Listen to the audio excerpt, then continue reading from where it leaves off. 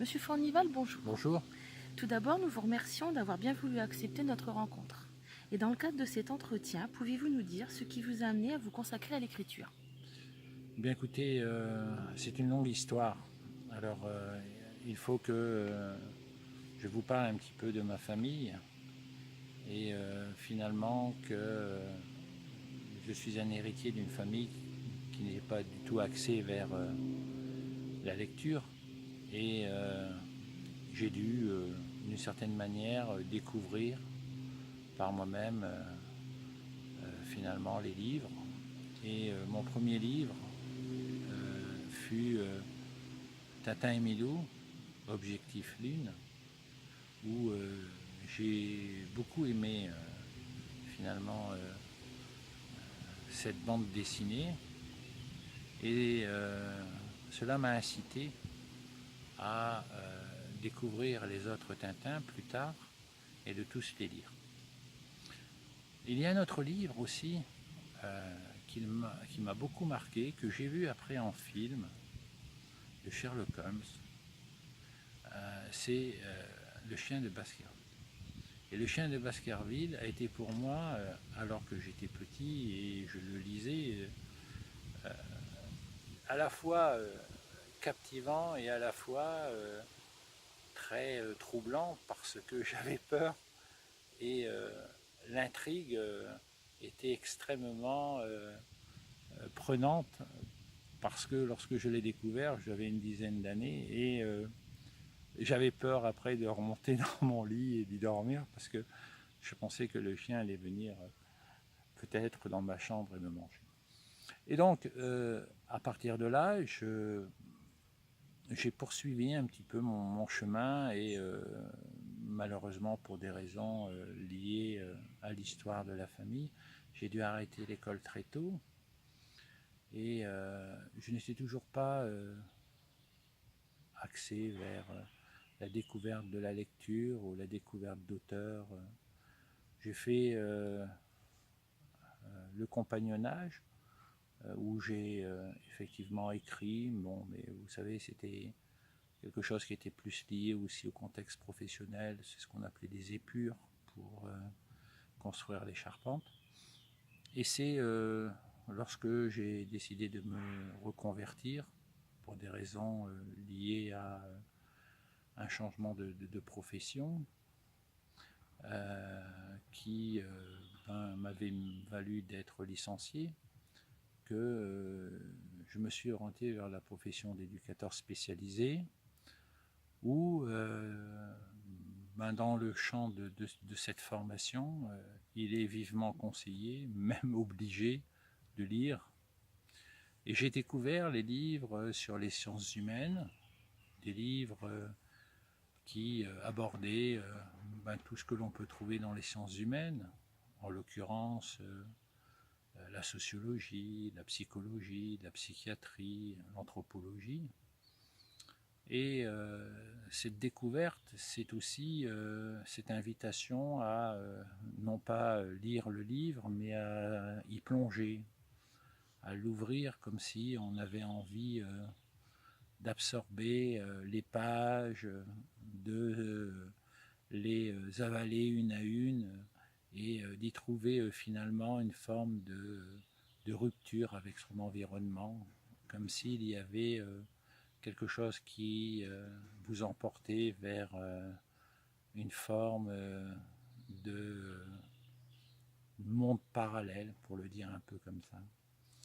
Et donc, ces lectures ont été vraiment bénéfiques et d'ailleurs ça a amélioré aussi par la même occasion mon orthographe, parce que quand on sort assez jeune de l'école, même si on a tenté d'apprendre comme on pouvait, il y a de grosses lacunes à combler.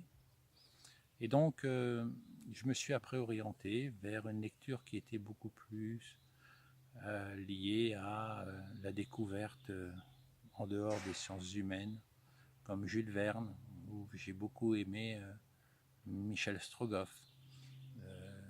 À la fois, j'ai pu le lire et à la fois, j'ai pu voir le film et j'étais très captivé par l'écriture de Jules Verne.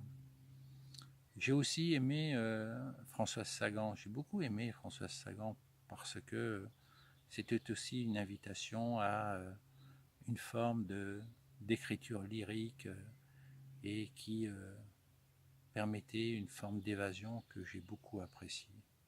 Alors je ne vais pas décliner les auteurs qui m'ont marqué, c'est pas forcément peut-être ce qui est le plus intéressant. Ce qui est le plus intéressant, c'est que ça a été un levier pour moi, m'orienter vers la cessation de finalement uniquement lire, non pas, quand je dis cessation, de ne plus être attiré par la lecture, mais de prendre la plume et maintenant je dirais plus le clavier, afin de pouvoir effectivement me consacrer et consacrer un peu de temps à l'écriture, car ce n'est pas une mince affaire d'écrire, c'est pas facile. Et j'ai tenté un premier ouvrage, puis j'en ai fait un deuxième, un troisième, et puis ils se sont succédés. Et je continue encore à écrire, et je continue toujours à formaliser cette idée que, en dehors de la lecture, que je trouve toujours extrêmement évanescente, le phénomène d'écriture est vraiment pour moi quelque chose de libérateur, quelque chose qui me renvoie à une forme de création qui m'apaise énormément, à la fois dans le psychique mais aussi dans le corps. Il y a une forme d'alliance entre finalement l'écriture, le corps, le psychique qui me donne une forme de libération, et cette libération, j'essaie chaque jour un petit peu d'en acquérir et de la prolonger et de la poursuivre afin de m'évader. Voilà, c'est ce que je peux vous dire rapidement par rapport à la question que vous m'avez posée. Vous parlez de votre investissement et d'une forme de libération par l'écriture, mais vous êtes professionnel et votre parcours atypique ne vous a pas prédisposé à devenir un homme qui allait se consacrer à se mettre au service des autres et à des recherches dans différents domaines. Alors c'est une question assez difficile et qui englobe beaucoup d'éléments. Oui, alors, me mettre à disposition des gens, enfin, cet aspect peut-être un peu surdimensionné, mais à la fois de dire oui, je vais tenter modestement d'accompagner des gens qui sont en difficulté, oui. Je pense que je ne suis pas entré dans l'éducation spécialisée et je ne suis pas devenu éducateur spécialisé par hasard. Je pense que il y a des mécanismes conscients et inconscients qui influent beaucoup sur le psychique, comme sur le corps d'ailleurs, mais on va rester d'abord sur le psychique parce que c'est très important, et qui vous amènent à des choses que vous ne comprenez pas forcément tout de suite et qui après vous semblent évidentes. Je vais prendre un exemple tout simple. Mon père était journalier, je ne l'ai jamais connu,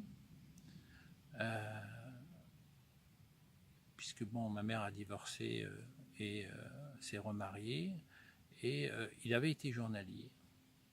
Et moi-même, quand j'étais jeune adulte, je suis parti plusieurs mois, voire plusieurs années, ici et là, et j'ai travaillé à la journée. Et j'ai su seulement après, lorsque j'ai commencé mes recherches généalogiques, à découvrir que finalement, lui aussi avait été journalier. Donc, ces mécanismes inconscients de finalement d'héritage, j'y crois beaucoup, et ils sont aussi vecteurs à la fois d'éléments positifs et négatifs. D'éléments positifs parce que ils sont aussi peut-être précurseurs à vous orienter vers une forme de démarche qui va vous satisfaire, et ils peuvent être négatifs aussi parce que ils peuvent entraver certaines formes de projets que vous semblez pouvoir aboutir et qui malheureusement vous ne pouvez pas les concrétiser. Les forces intérieures sont très puissantes. Donc cette idée de travailler dans l'éducation spécialisée n'est pas une idée où je me suis levé le matin en disant voilà, je veux être éducateur spécialisé. Eh bien non. Il y a tout un parcours, il y a toute une logique, il y a toute une compréhension qui ne s'est pas forcément faite tout de suite, mais qui a mûri au fil de l'exercice et au fil de, finalement, encore une fois, ce que je disais tout à l'heure, c'est pas uniquement les lectures, mais aussi des rencontres. Et à la fois ce mélange de rencontres, bonnes ou mauvaises d'ailleurs, et à la fois ces lectures, mais aussi cette dimension d'ouvrir son champ social, d'ouvrir son champ culturel, m'a amené effectivement à me poser cette question. Ben voilà, pourquoi d'une certaine façon je veux servir les autres et j'ai envie que les autres puissent changer de condition humaine. Alors, je suis, enfin, je vais rester modeste, je ne veux pas paraître prétentieux, mais déjà le phénomène d'avoir travaillé plusieurs années auprès d'enfants en difficulté, d'enfants en danger, c'est quelque chose qui a été pour moi extrêmement révélateur, à la fois par la proximité de mon parcours et la proximité de certaines histoires. Ce qui m'a fait prendre conscience que les histoires de vie étaient très importantes. Et donc, je me suis aussi orienté vers cette compréhension des histoires de vie, des héritages, mais aussi la manière dont on pouvait s'y retrouver à la fois comme acteur, mais aussi comme chercheur et y trouver une place dans le champ des sciences humaines pour mieux affirmer à la fois son identité et mieux affirmer sa pratique et les projets que l'on met en place dans le cadre des accompagnements qui peuvent se faire pour ces publics en difficulté. Il n'en reste pas moins que se limiter qu'à uniquement cette lecture et cette approche me paraît effectivement réducteur. Et donc, l'idée quand même, c'est d'ouvrir les paramètres sur d'autres professions, mais aussi d'autres manières dont on peut aborder cette idée de dimension interprofessionnelle qui fonde effectivement cette idée d'utilité et cette idée de mise à disposition pour ce public qui relève de l'éducation spécialisée. Alors je vous parle d'utilité, je vous parle aussi d'investissement et je vous parle aussi de manière dont je me définis d'une certaine manière dans ce champ-là en tant que professionnel. Mais être professionnel, c'est une chose. La manière dont on peut exercer le travail, c'en est une autre. Et exercer son travail n'est pas une chose facile dans ce champ de l'exercice et il faut régulièrement se remettre en question et régulièrement réinterroger finalement ce que l'on est avec soi, mais aussi avec les autres. Donc vous avez écrit plusieurs livres et articles professionnels. Pouvez-vous nous en parler un peu ? Alors effectivement, il m'a semblé important de partager finalement mes convictions, mes valeurs, mes croyances et aussi de partager ce que je pouvais peut-être apporter à d'autres professionnels ou aux lecteurs lambda. Donc j'ai décidé effectivement dans un premier temps d'écrire des articles professionnels, oui. Alors j'ai écrit sur les risques psychosociaux, j'ai écrit sur la pauvreté. Bon, je ne vais pas énumérer tous les articles que j'ai pu faire, mais ce qui me paraissait important, c'était de partager à la fois ce que j'avais pu découvrir, ce qui venait aussi de mon histoire, parce qu'on n'écrit jamais par hasard les thèmes que l'on choisit, et c'était aussi de réfléchir sur peut-être finalement comment les lecteurs allaient s'imprégner de ces lectures professionnelles et comment ils pourraient peut-être aussi les partager dans le champ qui les amène à exercer. Concernant mes livres, les choses sont un petit peu plus compliquées et à la fois simples. Alors je m'explique. Compliqué parce que dans un premier temps, j'ai voulu faire des livres qui étaient en lien direct avec finalement les études supérieures que j'ai faites après le diplôme d'éducateur spécialisé. Mais je pensais que c'était quelque chose qui allait peut-être m'enfermer dans une forme de directivité, dans une forme de sphère qui allait oblitérer finalement un peu mon esprit ou allait oblitérer un petit peu finalement le champ d'écriture que je pouvais avoir. Et j'ai osé écrire des romans de fiction. C'est ce que j'ai fait.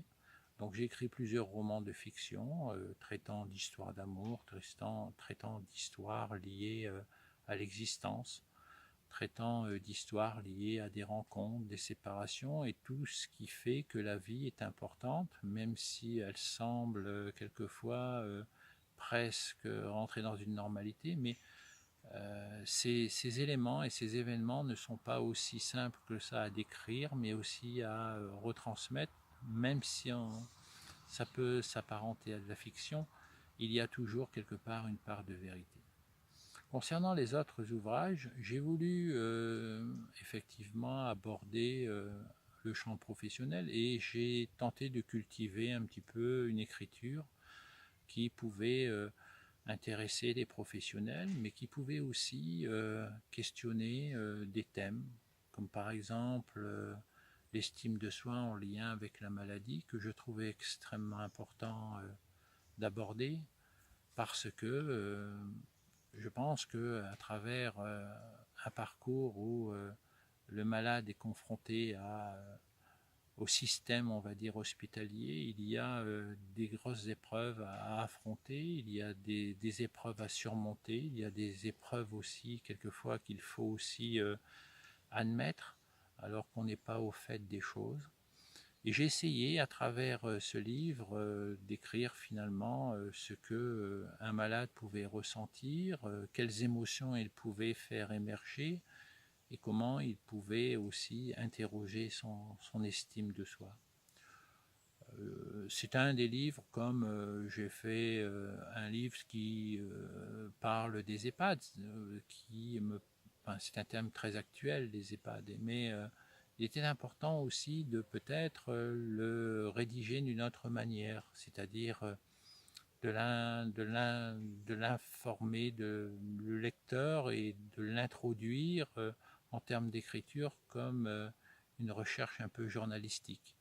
Quelque chose qui montre que finalement, les EHPAD, il y a quelque chose de l'ordre de la cage dorée, pour reprendre un petit peu les propos que je mets dans ce livre, et que derrière cette cage dorée, il y a des gens qui sont en grande souffrance et qui demandent de l'attention et qui demandent des soins et qui ne sont pas forcément toujours, on va dire, servis par ce que l'ANESM prévoit dans une forme de bientraitance, mais plutôt une forme de laisser-aller, je pourrais dire même une maltraitance.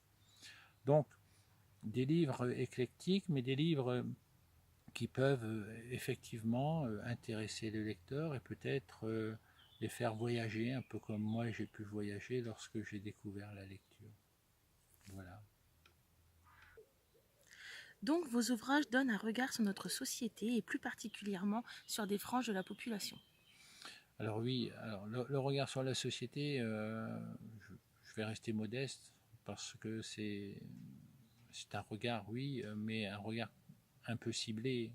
Je ne m'intéresse pas aux nantis, je ne m'intéresse pas aux gens qui ont de l'argent, je m'intéresse plus aux gens qui sont, on va dire, en bas de l'échelle ou dans le monde populaire. C'est toujours une population qui m'a beaucoup intéressé en termes de recherche, en termes de découverte. D'abord parce que j'y viens et que je n'ai pas renié mes origines. Et deuxième chose parce que je les trouve très riches dans la manière dont ils peuvent aussi finaliser leur existence et finaliser aussi leurs projets liés à la fois dans le professionnel, dans la culture, et que malgré leurs défaillances et malgré les manques qu'ils peuvent avoir, ils sont quelquefois extrêmement surprenants.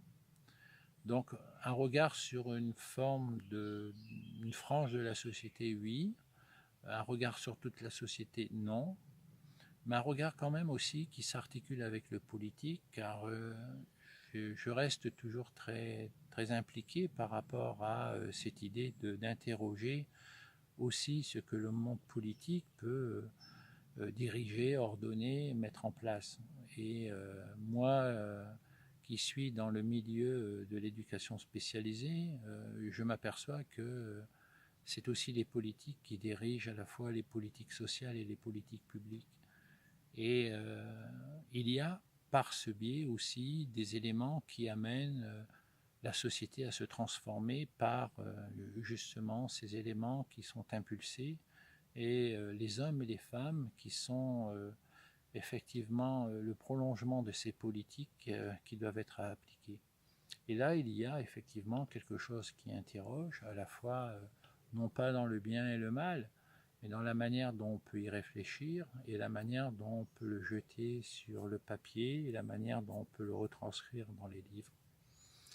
Cet aspect est extrêmement important et il relève, à mon avis, d'une démarche qui est personnelle pour ma part, mais qui peut aussi être collective, car on sait très bien que je ne suis pas le seul à interroger ces versants de cette tranche de population.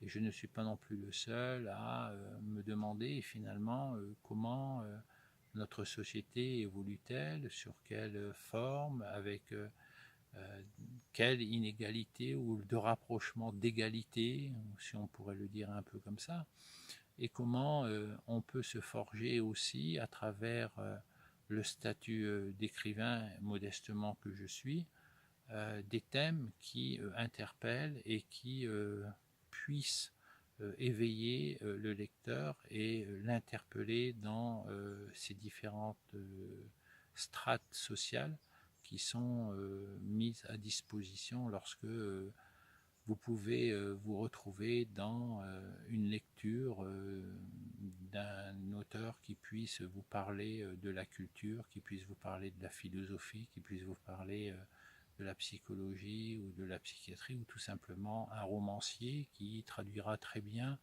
finalement des histoires banales, mais qui sont vraiment vectrices d'interrogation sur finalement l'amour, l'autre, la société, la joie, la peur, l'angoisse, la réussite, l'échec, tout ce qui contribue à finalement ce que l'humain doit vivre durant le cours de sa vie.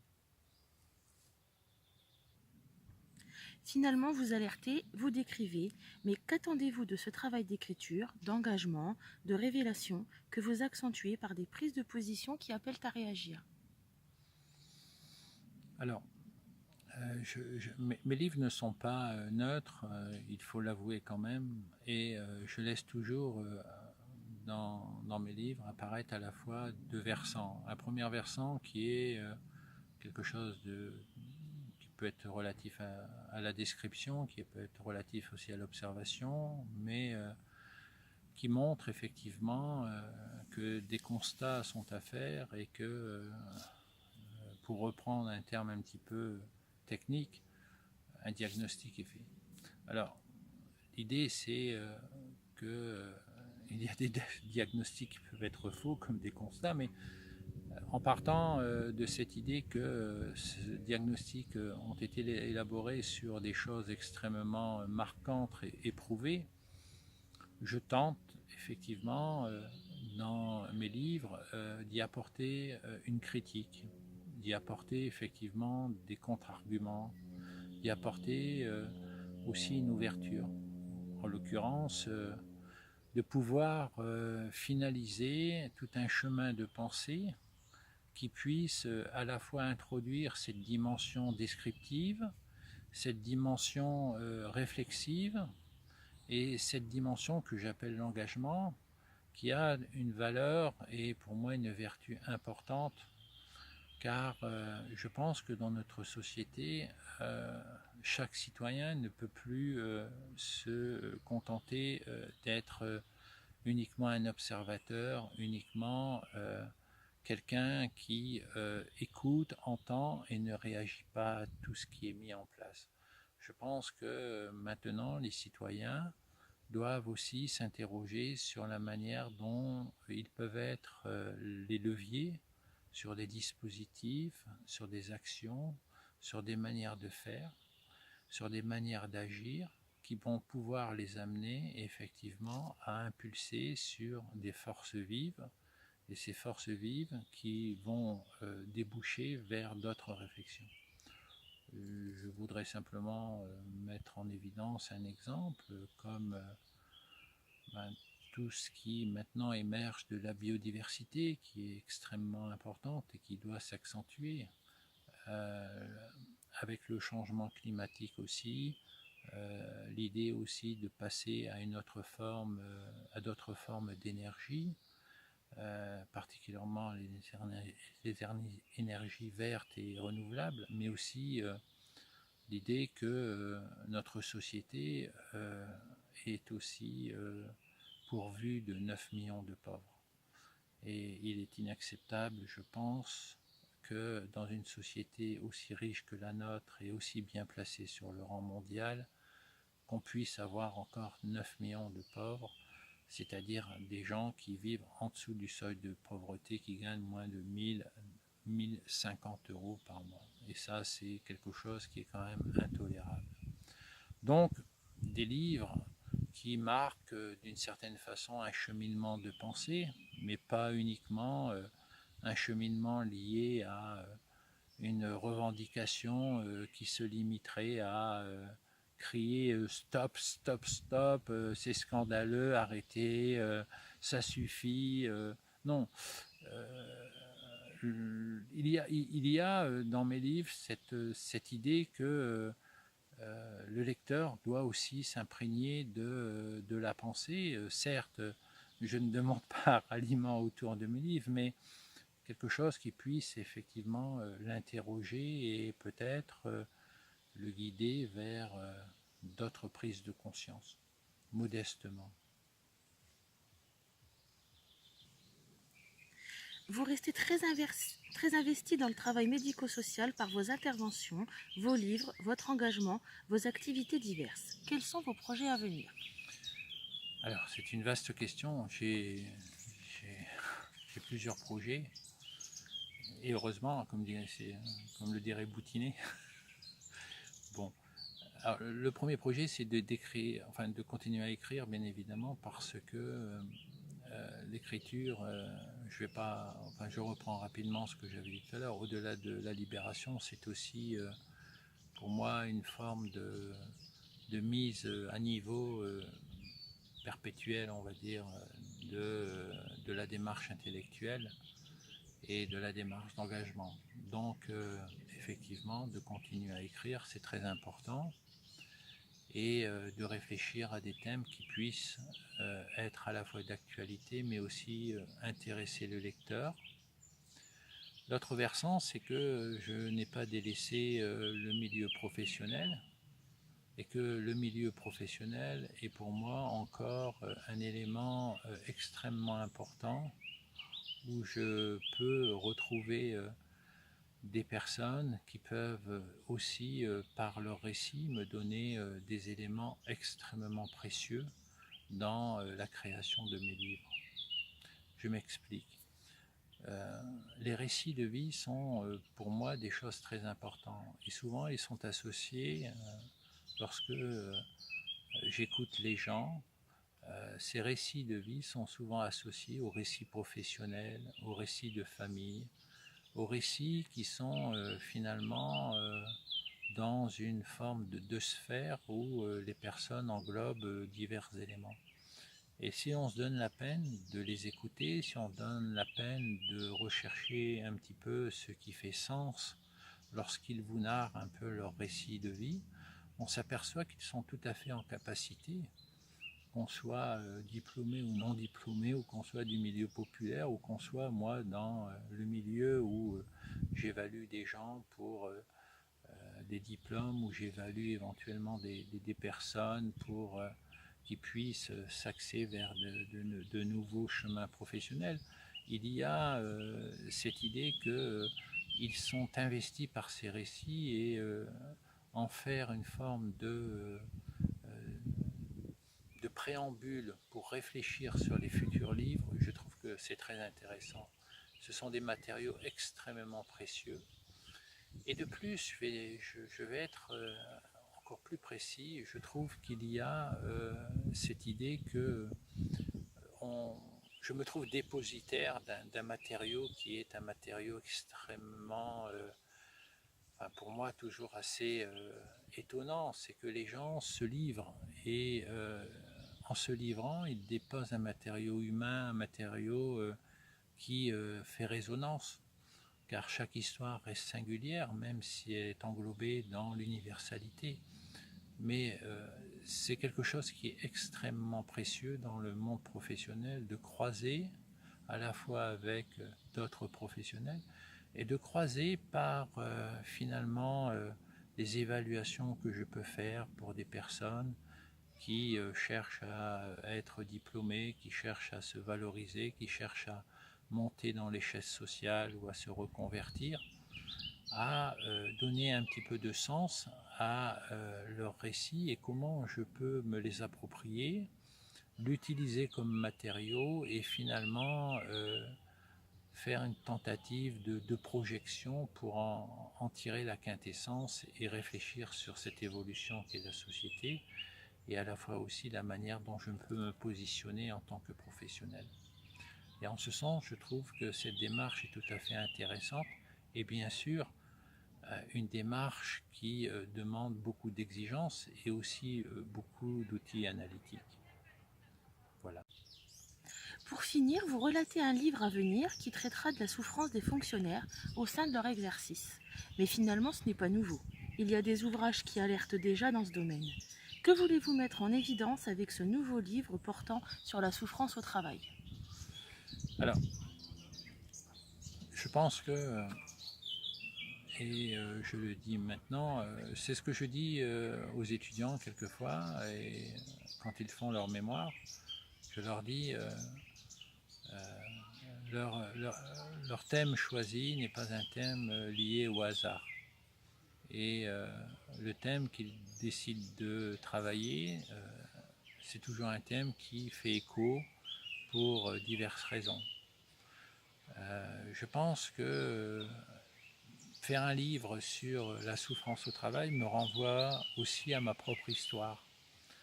Et j'ai été fonctionnaire et j'ai été traversé par le travail que j'ai pu faire à la fois en AEMO judiciaire et à l'aide sociale à l'enfance. Et il est vrai que ce travail était vraiment intéressant, très intéressant. Il m'a, je pourrais dire même qu'il m'a ouvert des champs de compréhension dans ce domaine qui m'ont amené à réfléchir autrement sur la façon dont les élus, la façon dont les travailleurs sociaux, la façon dont finalement tous les acteurs concernés pouvaient se mouvoir dans cet espace, y compris la justice. J'ai aussi été extrêmement bouleversé et presque anéanti par cette forme que je voulais porter de démocratie participative au sein de mon lieu d'exercice, mais aussi de réinterroger des rouages professionnels qui me semblaient extrêmement défavorables vis-à-vis des personnes qui pouvaient effectivement être en prise à ce qu'on appelle dans le jargon des éducateurs spécialisés des mesures éducatives judiciaires. Donc à travers finalement cette expérience de plusieurs années, j'étais vraiment en difficulté vis-à-vis de ma hiérarchie et de ce que j'appellerais les technocrates du social, et je ne pèse pas mes mots, je suis tout à fait lucide par rapport à les mots que je porte maintenant, qui ne connaissaient guère ce qui pouvait se traduire dans le monde des familles qui relèvent de mesures éducatives, et à la fois dans ce monde où les décideurs semblent tout connaître sans avoir visité ce qui se passait.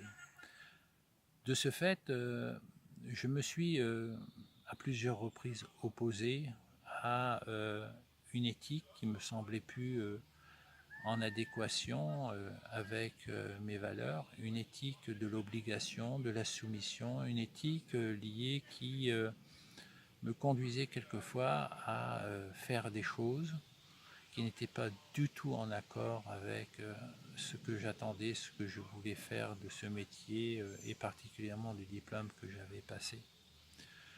Donc, à partir de là, les choses se sont dénouées d'une façon dont je ne pouvais pas m'imaginer, mais que j'ai après pris conscience qu'il fallait effectivement, pour me sauver, non pas comme un délinquant, mais me sauver au sens psychologique et pour garder la santé, partir de ce lieu d'exercice.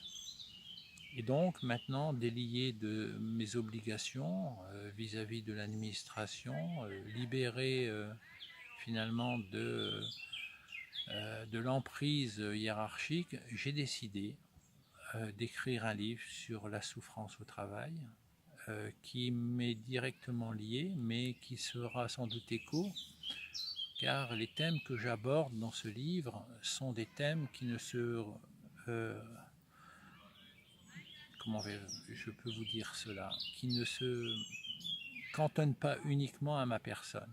Je pense que les personnes qui vont lire ce livre vont se sentir extrêmement près de moi, dans la mesure où les exemples, mais aussi la manière dont j'ai pu vivre cette souffrance au travail va sans doute les interpeller et va sans doute aussi leur permettre peut-être de s'interroger différemment sur leurs conditions humaines et leurs conditions sociales et leurs conditions existentielles. Nous travaillons non pas pour souffrir, nous travaillons en principe pour le plaisir, quand cela est possible, et trouver un plaisir dans ce que l'on fait, c'est aussi avoir eu le plaisir d'avoir été se former pour accomplir ce plaisir. Et sans ce plaisir, il y a une forme de non-sens dans le travail. Et ce non-sens, c'est aussi une forme de perdition, un peu comme le navire qui n'a plus de mât ni de gouvernail. Et pourtant, il flotte tout le temps. Eh bien, je dirais que c'était un petit peu ça qui m'est arrivé. Et pour rétablir le mât et remettre le gouvernail, eh bien voilà, j'ai quitté, j'ai décidé d'écrire un livre. Voilà. Donc nous aimerions maintenant, à la fin de cet entretien, vous remercier de nous avoir consacré un peu de temps pour nous expliquer votre parcours, mais aussi les raisons qui vous ont amené à vous investir et devenir un écrivain et un professionnel dans différents champs. Merci Monsieur Fournival et au revoir. Je vous remercie, à vous.